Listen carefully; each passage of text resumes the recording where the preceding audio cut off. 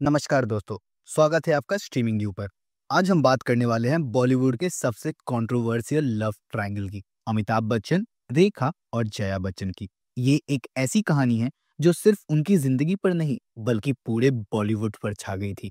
एक तरफ अमिताभ बच्चन का राइजिंग स्टारडम, दूसरी तरफ रेखा का अनकंडीशनल प्यार और तीसरी तरफ जया बच्चन का पेशेंस और रेजिलियंस। इस वीडियो में हम कोई ग्लोरिफिकेशन नहीं करने वाले हैं अफेयर का, बल्कि ये वीडियो मोर फोकस्ड होगा जया जी के करंट बिहेवियर को लेकर। जया जी के करंट गुस्सेल बिहेवियर को सब क्रिटिसाइज कर रहे हैं, लेकिन ये जानना बेहद जरूरी है कि वो ऐसी क्यों है और आखिर वजह क्या है। तो चलिए बिना टाइम वेस्ट किए शुरू करते हैं इस दिलचस्प कहानी को।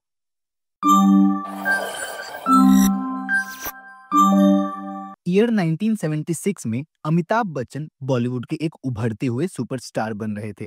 इस दौरान उन्होंने रेखा के साथ पहली बार दो अनजाने फिल्म के सेट पर काम किया। रेखा ने अमिताभ बच्चन के प्रोफेशनलिज्म और काम के प्रति कमिटमेंट को देखकर काफी प्रभावित हुई। काम के दौरान उनकी केमिस्ट्री लोगों को काफी पसंद आने लगी और धीरे धीरे ये केमिस्ट्री रियल लाइफ भी बनने लगी। ये बात समझना जरूरी है कि जब ये रिश्ता शुरू हुआ था तब अमिताभ ऑलरेडी मैरिड थे जया बच्चन के साथ। अमिताभ और रेखा अच्छे से जानते थे कि इस रिश्ते का क्या अंजाम हो सकता है, लेकिन फिर भी उन्होंने इसे आगे बढ़ाया। जी हाँ, ये एक एक्स्ट्रा मैरिटल अफेयर था जो मीडिया और फैंस के लिए एक बड़ी कंट्रोवर्सी बन गया था। वैसे जया बच्चन ने तो कभी अपने इमोशंस ओपनली एक्सप्रेस नहीं किए, लेकिन कई रिपोर्ट्स के मुताबिक वो अंदर से टूट चुकी थी। मुकद्दर के सिकंदर के प्रीमियर के दौरान उन्होंने अमिताभ और रेखा का जब रोमांटिक सीन्स देखा तो उसे देखकर वो रो दी थी। इसी के बाद जया ने अमिताभ पर रेखा के साथ काम ना करने का एक तरह से बैन लगा दिया था। ये कंट्रोवर्सी उनके लिए एक इमोशनल रोलर कोस्टर बन गई थी। अपने घर और परिवार को बनाए रखने की कोशिश में जया ने अपने दुख को और स्ट्रगल्स को हमेशा अपने में छुपाए रखा, लेकिन अंदर ही अंदर ये सब उनकी पर्सनैलिटी को प्रभावित कर रही थी। आज के समय में उनका जो टॉक्सिक बिहेवियर लोगों को दिखता है वो उनकी पुरानी तकलीफों और स्ट्रगल्स का नतीजा है। और बस इतना ही नहीं, बल्कि कई मीडिया इंटरव्यूज में भी जया जी को उनके अपनों द्वारा ही आउटसाइडर फील करवाया गया है। How do you rate her as a mother? I rate her at 7. See? Why are you saying this? I think there's a huge amount of ये सब बात पे कोई उतना डिस्कस नहीं करता और ना ही कोई जानना चाहता है। और अगर बात इतने पे ही खत्म हो जाती तो कुछ और बात रहती, लेकिन रेखा अपने इंटरव्यूज में काफी बोल्ड और ओपन है अपने फीलिंग्स को लेकर।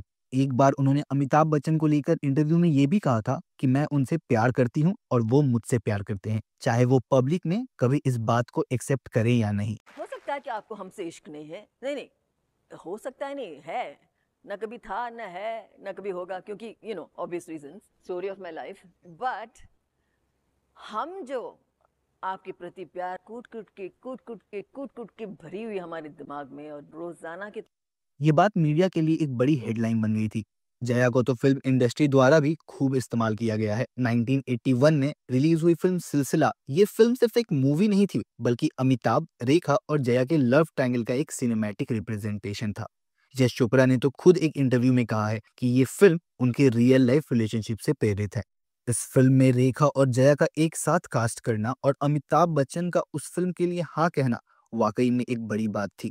फिर जब चीजें थोड़ी नॉर्मल हो रही थी तब ऋषि कपूर और नीतू सिंह की शादी के दौरान रेखा सिंदूर लगा के आई थी और ये चीज मीडिया और फैंस के बीच एक और बड़ी कंट्रोवर्सी बन गई थी।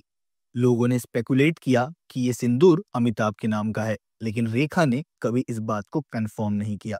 जया बच्चन ने हमेशा अपनी डिग्निटी और फैमिली को संभाला है, चाहे उनका दर्द कितना भी गहरा हो। उन्होंने कभी अपने पर्सनल लाइफ को पब्लिक में डिस्कस नहीं किया, लेकिन उनके अंदर का दर्द उनकी कहीं ना कहीं बातों में या व्यवहार में कभी ना कभी दिख जाता है। कई लोग उनके आज के व्यवहार को टॉक्सिक कहते हैं, लेकिन ये भी समझना जरूरी है कि इतने इमोशनल डैमेज के बाद वो अपने आप को कैसे संभाली हैं। रेखा की पर्सनल लाइफ भी काफी उतार चढ़ाव से भरी है। उनकी पहली शादी विनोद मेहरा के साथ हुई थी, लेकिन ये शादी टिक नहीं पाई। फिर उन्होंने मुकेश अग्रवाल के साथ शादी की, लेकिन उन्होंने डिप्रेशन के कारण सुसाइड कर लिया। उनका नाम कई एक्टर्स के साथ जोड़ा गया, लेकिन उनका प्यार कभी फुलफिल नहीं हो पाया। प्रॉब्लम दोनों साइड से हुए हैं, लेकिन इन सब में केवल जया जी को विलन और रेखा जी को लव का ब्रांड एम्बेसडर दिखाया गया है। अब सवाल ये है कि इन सब में सबसे बड़ी गलती किसकी है? अमिताभ ने हमेशा इस पूरे मैटर पर चुप रहना पसंद किया है। उन्होंने कभी रेखा के साथ अपने रिश्ते को एक्सेप्ट नहीं किया, ना ही डिनाई किया है। अब ये उन्होंने अपने फैमिली के इमेज को प्रोटेक्ट करने के लिए किया या इसका रीजन कुछ और है? वेल, ये तो वही जानते होंगे। लेकिन बॉलीवुड के इतने बड़े एक्टर होने के बावजूद जो कि मैरिड है, मेरे ख्याल से पब्लिक डोमेन में रेखा के साथ उनके रिलेशनशिप का एक डिनायल तो दे ही सकते थे, जो मे बी जया बच्चन को थोड़ा बेटर फील कराता, बट उन्होंने कभी ऐसा नहीं किया। तो दोस्तों, ये थी जया बच्चन की साइड, जो बहुत कम लोग बात करते हैं। बट मेरे ख्याल से बेहतर ये होगा कि हम रेखा जी के स्टेटमेंट्स को ग्लोरीफाई करना बंद करें, क्योंकि वो कहीं से भी सही नहीं लगती। अमिताभ बच्चन इस पे कुछ स्टेटमेंट्स नहीं देते, बट एज अ ऑडियंस कम से कम हम इतने सेंसिबल तो हो सकते हैं कि एक एक्स्ट्रा मैरिटल अफेयर को ग्लोरीफाई ना करें। वैसे आपका क्या ओपिनियन है इस बारे में, हमें नीचे कमेंट्स में जरूर बताएं। और अगर ये वीडियो पसंद आया तो इसे लाइक और शेयर करें। इस तरह के और कंटेंट्स के लिए स्ट्रीमिंग ड्यू को सब्सक्राइब करें। मिलते हैं अगली वीडियो में, तब तक के लिए take care and enjoy streaming.